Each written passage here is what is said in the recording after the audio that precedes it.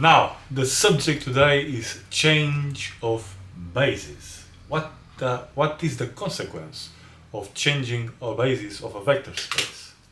Well, if I have a basis, recall, if I have a basis, well, I can give a particular representation to vectors and linear functions.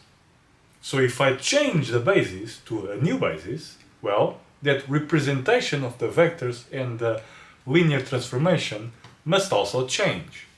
So the goal of these next lectures is how do I relate the original representation with the new representation? What is the equation that connects them? So our starting ingredients are three. We need a vector space, we need an original basis here, and you need a new basis. So you have to choose from this vector space a new basis. But rather than doing that, we're going to give one step back and instead choose a bijective linear function and allow that bijective linear function to define for us the new basis. To give you a specific example of how a bijective linear function allows us to define a new basis, let's consider the following example. So you have a vector space, R2 in this case, and a basis, which we are going to assume, for example, it's the canonical basis. So E1 is the order pair 1, 0, and E2 is an order pair 0, 1. Very easy. Let's draw them, by the way. So this first vector looks like this, and the second vector looks like that. They are orthogonal. Length 1, very easy, and they are bundled into this row hypervector, which I call B tilde. So this is our starting basis. Choose just two vectors. The third ingredient is a bijective linear function. So a function that maps R2 into R2 and it is bijective. I want to give you, I already have this specific example, which is xy is mapped into this vector here. So x cosine theta minus y sine theta, comma, x sine theta plus y cosine theta. Theta is a parameter for this function. It could be any angle. Soon we'll see the consequences of choosing that angle. But right now let's assume that this function p, it is a bijective function. Now, how do we define a new function starting with these ingredients? Well, we act with our bijective function on the original basis, meaning we act with p on the hypervector b tilde. If I do that, I get another hypervector whose entries are pe1 and pe2. And we can compute that because we have a formula for this function. So p10, e1 is, by the way, this vector. Substitute this into here, and you get cosine theta sine theta. So this is our new. This is the output of the function, which is our new basis vector. The new basis vector. Cosine theta sine theta. And which can be written, by the way, in terms of the old basis as follows. Like that. E1 cosine theta plus E2 sine theta. That's it.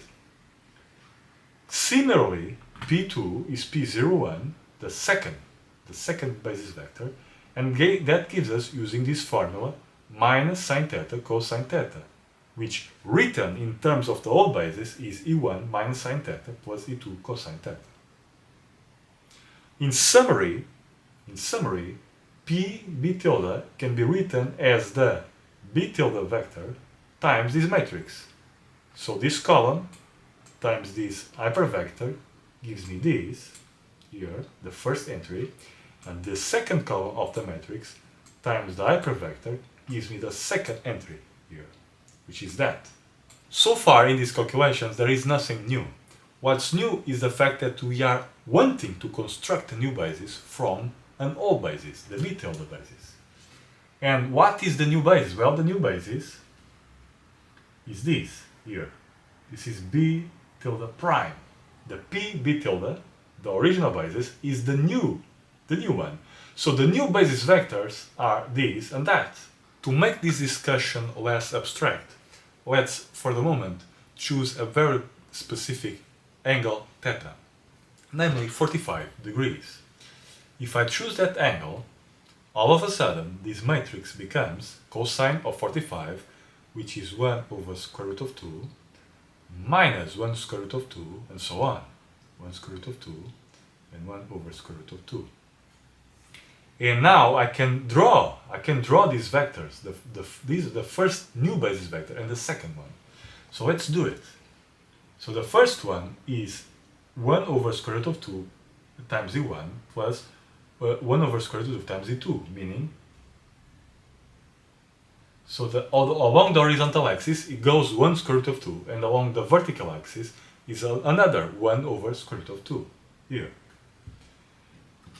The second basis vector, on the other end, becomes minus 1 over square root of 2 times z1 plus z2 times 1 over square root of 2, which is this vector here.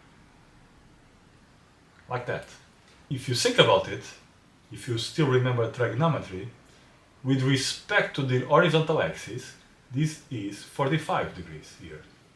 The theta that we chose, by the way. So what you see here is that this bijective linear function essentially rotates. It rotates the input by theta. Can you see? Specifically 45 degrees in this case. This is what this function does. So the new basis, the blue one, is just the old basis rotated by 45 degrees, or in general by the angle theta. And any vector in this vector space can be represented either with respect to the original basis or the new basis. Now that we have in our hands two bases, the original one b tilde and the new one b tilde prime, we can now start with the vector and change its representation. What you see here on the picture is in yellow the original basis and the rotated by 45 degrees new basis in blue. Also in white we find the vector v. So let's just focus on the original basis, the yellow one. Remember from previous lectures that we can write b as the hypervector b tilde times x, where x is a column vector whose entries tells me how much I need from the first vector and from the second. This is what we see. Now let's give a geometrical meaning. So if I have this vector v and I have this basis b tilde in yellow, what does it mean? X. It is the projection of the vector v along our vector. The first one. So it's this distance here and that distance. What you see here is x1, the first entry of big X, and x2. Can you see the idea? So it's the projections, the shadows along the basis vectors. This is what it means. However, if I introduce a new basis, I can do the same. I can do the same now with respect to the blue one and compute x prime. X prime, the first entry of x prime is this distance here, x1 prime. And computing the shadow along this axis, well, it gives me x2 prime. So these are the entries of x prime. So these are the distances, the shadows along the basis vectors. Now, so far so good. There is nothing new here. We already know how to compute x prime and x given v and the basis. But you see, somehow x and x prime must be connected. And this is what we want to compute this time. Remember what we know. We know that b tilde is equal to what? Well, it's b times the matrix P. Right? Can you see? B prime is b times P. The matrix is what we got previously. So if I substitute here, I get b tilde times P times big X prime. The conclusion is that this is equal to that. So notice the order. X is equal to P times X prime. Very important idea.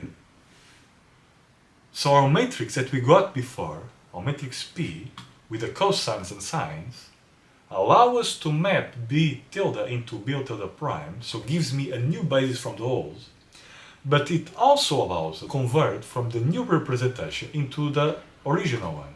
Or if you prefer, since P is bijective and the inverse of P exists, we can rewrite this equation as X prime, so the new one is P, the inverse, times X.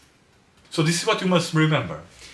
The matrix representation P for our bijective linear function P allow us to give you a new basis from the old, but also allow us to convert between representations as we find here. So notice the order: original basis to new basis, and new representation, old representation. So P has the role flipped. Now let's take a look at what happens when we have a linear function.